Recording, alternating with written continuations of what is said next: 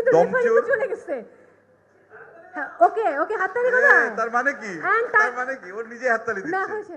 দেশের খ্যাতনামা নির্মাতা রেদওয়ান রনির বহুল প্রতীক্ষিত সিনেমা দম ছবিটির নায়িকা হিসেবে তরুণ অভিনেত্রী পূজা চেরির নাম ঘোষণা করা হয়েছে। বুধবার সন্ধ্যায় রাজধানী শুটিং ক্লাবে অনুষ্ঠিত সিনেমার মহরতে এই ঘোষণা দেন রনি। নাটকীয়ভাবে পূজাকে মঞ্চে পরিচয় করিয়ে দেন সিনেমার অন্যতম অভিনয় শিল্পী চঞ্চল চৌধুরী ও আফরান নিশোর সঙ্গে। পালকিতে বসে মঞ্চে পৌঁছানোর পর হাসি মুখে পূজা চেরি জানান, দীর্ঘদিন ধরে বলার জন্য অনেক কথা সাজিয়ে এসেছিলেন, তবে মঞ্চে উঠে সব গুলিয়ে ফেলেছেন। এ সময় পূজা চেরি বলেন, দম সিনেমার চরিত্রের জন্য আমাকে অডিশন দিতে হয়েছিল, পরে আমাকে চূড়ান্ত করা হয়েছে। এর আগে ছোটবেলায় চঞ্চল দাদার সঙ্গে কাজ করলেও নিশো ভাইয়ের সঙ্গে এটি আমার প্রথম কাজ।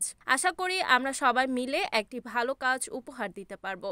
এছাড়াও পূজা জানান যে দম সিনেমার সংশ্লিষ্ট সবাইকে ধন্যবাদ জানিয়ে বলেন, এই সিনেমায় যুক্ত হওয়ার সুযোগ পেয়েছি, এটি আমার জন্য অনেক বড় পাওয়া।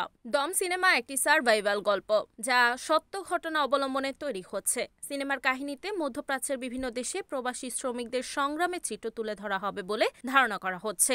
সিনেমার প্রথম পোস্টারে দেখা গিয়েছিল পাহাড় বেষ্টিত মরুভূমিতে একটি গাধার সামনে হাঁটু গেড়ে বসে থাকা একটি ছেলে যার চোখ বাঁধা, যা সিনেমা থিমের সাথে সংযুক্ত। এটি রেদওয়ান রনির পরিচালনায় প্রথমবারের মতো কাজ করছেন আফরান নিশো, পূজা চেরি ও চঞ্চল চৌধুরী। সিনেমাটি যৌথভাবে প্রযোজনা করছেন SBF Alpha I Entertainment Limited ও চরকি। প্রথম শুটিং এর জন্য সৌদি আরব, জর্ডান এবং কাজাখস্তান স্থান হিসেবে নির্বাচন করা হয়েছে। তবে শুটিং কাজের পরিকল্পনা এখন কাজাখস্তানে অনুষ্ঠিত হবে বলে নির্মাতারা জানিয়েছেন। এছাড়া সিনেমাটি আগামী বছর রোজার ঈদে মুক্তি পাবে বলে ঘোষণা করা হয়েছে। Desk news, ANN TV।